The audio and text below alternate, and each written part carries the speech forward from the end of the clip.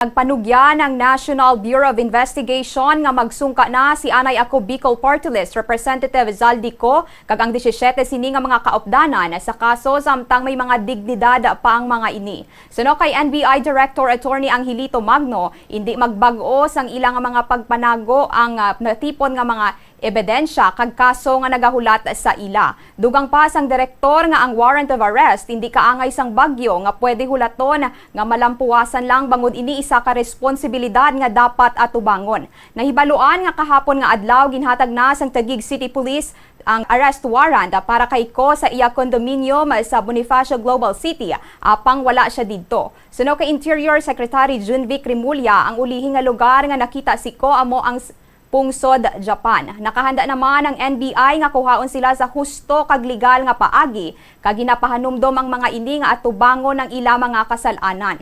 Yun nga po, binabanggit sana natin na kung maaari ay sumuko na sila para mas mapabilis po ang pag-usad ng kanilang kaso dahil the moment na sumuko sila ay magkakaroon po kaagad ng jurisdiction ng ating korte kung saan ay maiprepresenta nila ang kanilang mga ebidensya.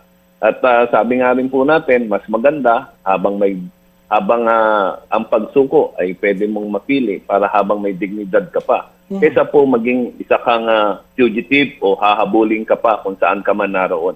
Sabi nga po natin, walang later sa pag-i-implement o ng warrant